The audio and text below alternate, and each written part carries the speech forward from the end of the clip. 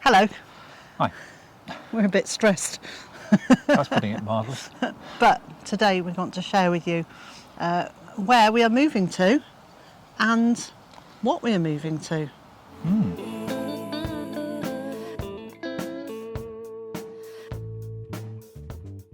So I'm sure you know that we've been preparing to move our small holding to a new site. For what feels like many months. It is many months, actually. It's a long time since we first started talking about it. But it's not a long time since we found where we're going to be going. It's not. It's actually been very short. It's 9-10 weeks, something like that. So it's quite a short amount of time. I'm sure I've been the absolute bane of my solicitor's life. I've been phoning almost every day, chasing estate agents, chasing solicitors, chasing everything to make sure that the sale goes through very quickly and the purchase goes through quickly. Now obviously we can only go at the speed that others are going at, but we have been pushing quite hard. So hopefully this time next week we'll be bringing you a video from our new home. Which will still be Byther Farm. It will still be Byther Farm. So we are taking Byther Farm with us. It's actually just the name of our channel and the name of my business.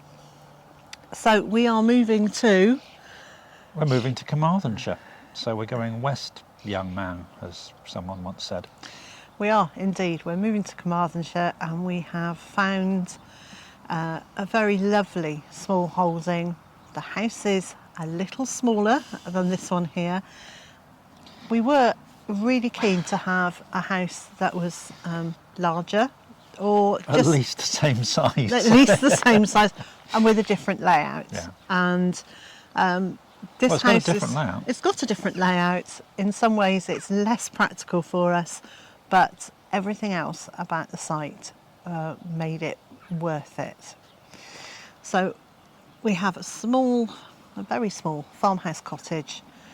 It's detached and it's surrounded by outbuildings. So we've got a barn, just like we're sitting outside here.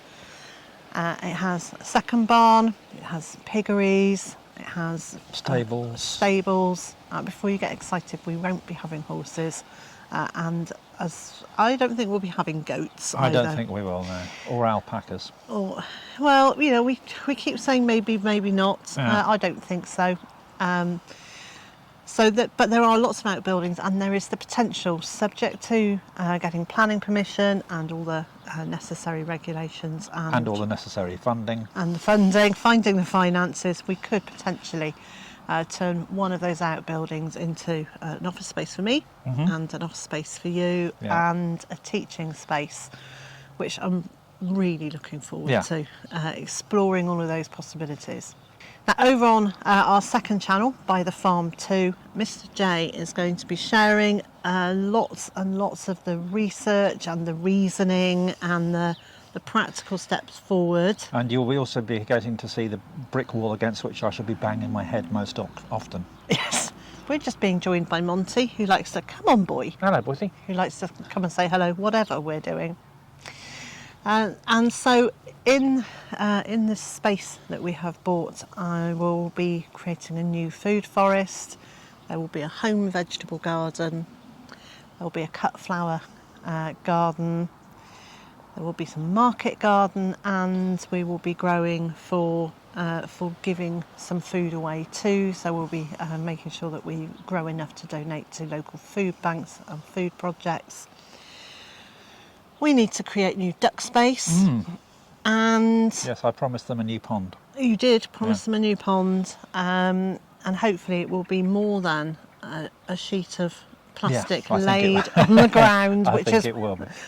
So what they've got here is we got some logs that we've found.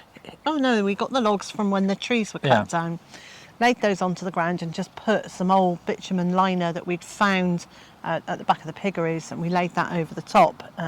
To see if that would do as a temporary pond, and we did that 5 and a bit years ago. Temporary very quickly becomes semi-permanent, doesn't it? It does. So they haven't been using that, and we haven't really changed that been a couple of times I've had to lay a bit more plastic over the top where it's deteriorated or they've made a hole in it. But this time I think we're going to actually dig out a proper duck pond, and hopefully they'll be very happy in that. Yeah, we do like happy ducks. There's an awful lot that we'll be doing there that is going to take a long time. Yes. Liz glibly makes these, we're going to do this list of things as if it's going to happen yesterday. No, I am aware that it's going to take some time, indeed, quite a lot of time. And as we found here, everything will change. So many plans will twist and evolve. If you're not familiar with how we put this site together, I've written a book. It's called Grounded, and it's available online at bytherfarm.com, good bookshops, at stores like Amazon, and, well, anywhere and everywhere that sells books. Certainly as we observe the land and observe how the elements move across it, we already know where the sun comes up and goes down, we know where the wind mostly comes from, and we're aware of how the water flows across the land. But that's not the same as actually being there and observing and experiencing it through a whole year. Yeah. Although every year the weather seems to be so radically different, I'm not sure how prepared we can be in 1 year for what might come. No, that's a fair comment. But first year, so this year, I am going to be putting some annual vegetables in the ground so that we have food at the end of the year. Friends have really kindly been growing for us. One friend has already bought us a harvest of onions that will see us through the next few months.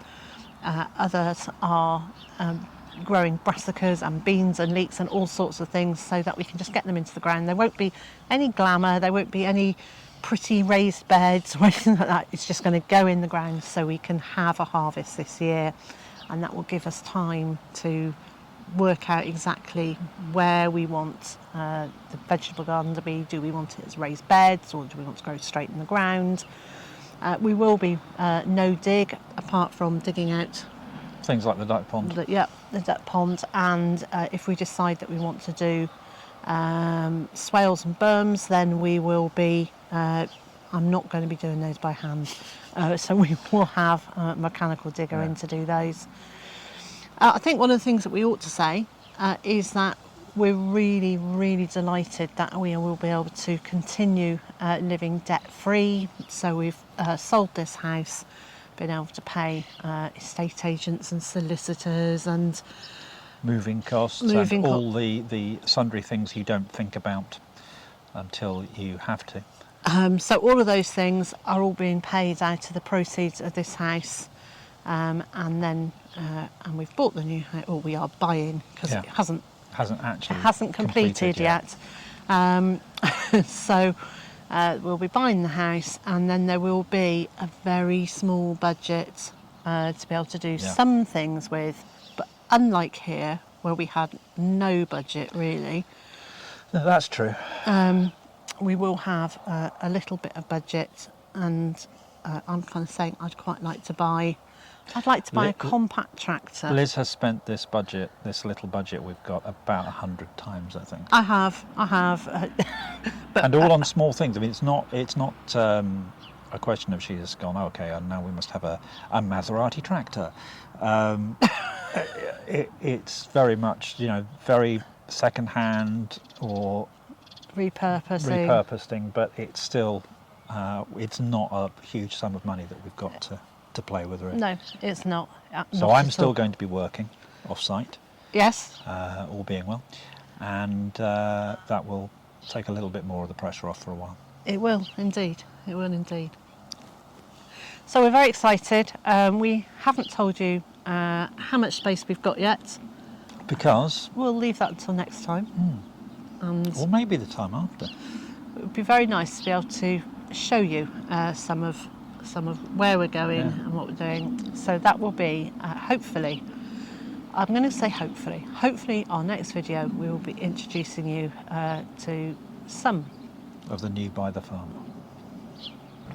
And so wherever you are in the world and whatever you've got planned for today, I hope it's a good one. And I also hope you'll join both of us in the next week or so. Bye for now.